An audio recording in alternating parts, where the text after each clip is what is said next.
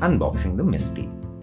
Unbox the Misty by removing the L clamp off the pallet box. Once you remove the box, you will find the kit and the Misty machine inside the box. Make sure to read the user manual within the kit and then begin the unwrapping process. Cut open the bubble wrap with a knife or a cutter. Be sure to lift the machine from the bottom and support its weight evenly to avoid damaging it. With the help of a partner, lift the machine and place it on a table. Make sure to place the silicone strips provided inside the kit. Take out the silicone tube from the kit and fix it for 2 of the drain points. With the help of a plumber, fix the RO input water pipe for the water connector provided behind the machine. The appropriate size for the table should be 3 by 3 square feet in dimension. Now, the Misty machine is unboxed and ready for you to start the installation. Once the Misty machine is out of the box, take a moment to inspect it for any visible damage. If you notice any dents, scratches, or other damage, contact the manufacturer or the retailer immediately. Installation. Now that the Misty machine is unwrapped, it's time for the installation process.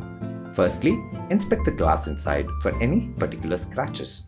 Fix the cooking trays inside the machine. Then, locate the power cord and plug it into a nearby outlet. The machine requires a single-phase 230 volt, 25 ampere, 5 kilowatt power. Be sure to use a grounded outlet and avoid overloading the circuit. Earthing to be between earth and neutral below 5 volt alternating current. Proceed to switch on the machine and make sure the MCB is turned on. Once the machine is powered on, press OK and in machine settings, set pressure settings to 50.